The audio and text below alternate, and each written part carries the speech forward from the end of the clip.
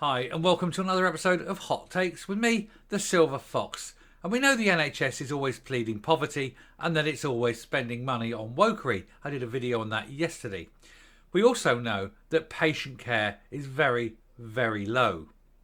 But this, I think, is a new low. This is an appalling low. We're going to take a look at an article now where they're actually hiding the deaths of babies because they don't want it to come out about how awful the NHS truly is. And this is why I've been saying for quite some time it needs a complete reorganisation from the ground up and to be run by doctors and not pen-pushing bureaucrats. But let's go into this, and it's not a very pleasant one, but it's one I think needs to be discussed. Here goes. So NHS hospitals are wrongly recording baby deaths as stillbirths, sparking fears doctors are covering up horrific accidents in order to avoid scrutiny. And this doesn't surprise me. My own experience earlier this year on the level of care that you get in an NHS hospital is awful. It's like a military field hospital in the middle of a battle. 6 baby deaths have been incorrectly logged as stillbirths, an investigation finds. Stillbirths are where a baby is born after 24 weeks with 0 signs of life. But in one of the cases found, the baby had lived for 5 days after being born, before being declared a stillbirth. And it comes just days before another investigation into maternity care in England is launched. Maternity care in this country is absolutely disgusting. There's no other word. It is disgusting. Midwives are leaving the hospital, the NHS, in record numbers. Legions are going, hundreds and hundreds every year. They're not being replaced because they're overworked, underpaid, underappreciated. They're not given support. They're not given help. They're treated as, well, they're just not treated like human beings almost. And so they're going off and doing other things, and who can actually blame them? And the trouble is then what you've got is the ones that do remain are even worse treated. They're still massively underpaid, but now their workload is doubling and tripling, and it is not right. And the NHS is not funding not funding training.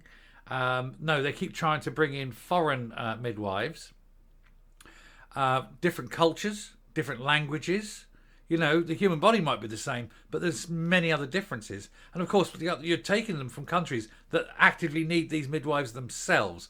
Why the NHS cannot pay to train another 100 midwives a month. You need a school of midwifery pumping out 100 midwives a month. And they won't do it because it costs a bit of money. They can spend £40 million on woke wankery, but they can't train a midwife. But that's the NHS we got. And that's why I call for it to be demolished, root and branch, take it right the way back and rebuild it from the ground up. Anyway, getting into the article before I lose my anger straight away. NHS hospitals have wrongly recorded baby deaths as stillbirths in what affected parents fear is a blatant attempt to avoid scrutiny. Trusts use the term at least in 6 cases, including one where a child had lived for 5 days. The damning allegations reported in the Daily Telegraph have triggered fears of cover-ups, of errors or of poor practice. And I can guarantee there will be errors and there will be appallingly poor practice. Coroners currently aren't allowed to carry out inquests into stillbirths. I think coroners need to have that right.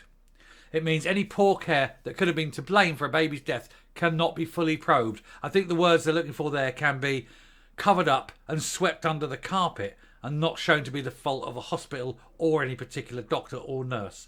No. Oh, it's a stillbirth. Bang. And the coroner won't investigate. In actual fact, chances are it probably wasn't. It was probably systemic failure on the part of the hospital.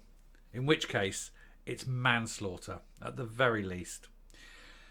Parents of babies wrongly said to have been stillborn also face financial implications as they are not automatically eligible for statutory bereavement awards worth more than £15,000. So some of these hospitals are saying, oh yeah, we'll put it down as that.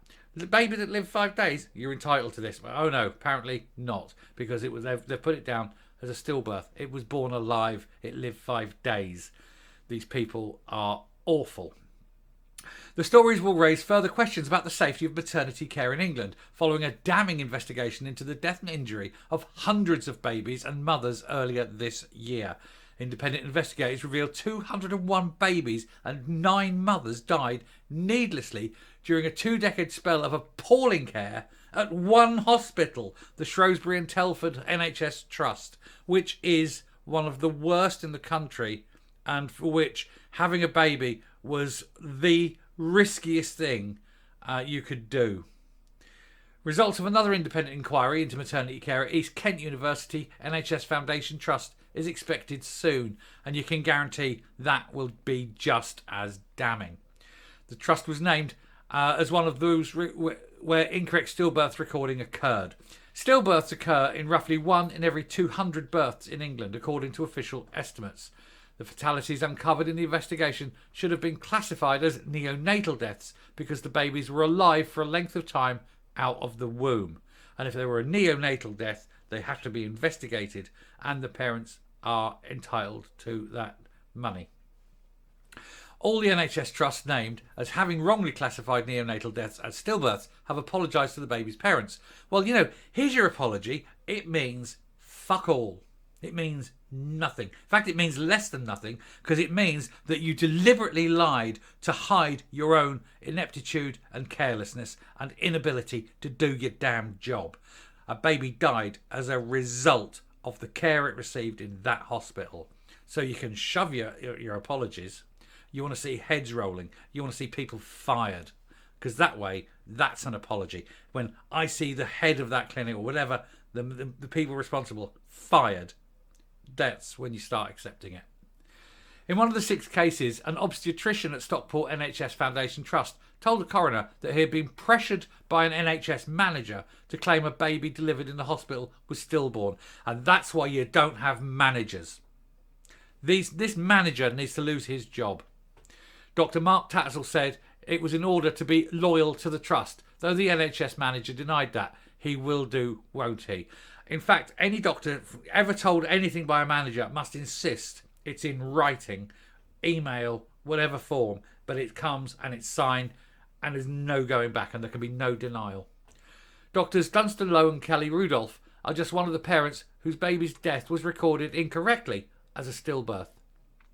Their daughter Celandine lived for 5 days in 2016 after being born at the East Kent Hospital University NHS Foundation Trust. Dr. Rudolph was rushed to hospital after meconium. The name for a baby's first stool was spotted after her waters broke and is a sign that the baby is under stress. The expectant mother thought she would have an emergency C-section, but instead was taken to the labour ward to have a V-birth. Celandine was eventually born but suffered hypoxic ischemic encephalopathy, brain damage from a lack of oxygen, and needed to be resuscitated. She went on to live for 5 days, spending her entire time in hospital with her parents.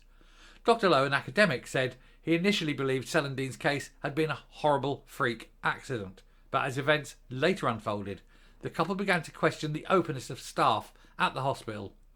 Before they left hospital, they were handed Celandine's death certificate, which listed both hypoxic ischemic encephalopathy and stillbirth as the causes of her death. It cannot be stillbirth. She was born alive.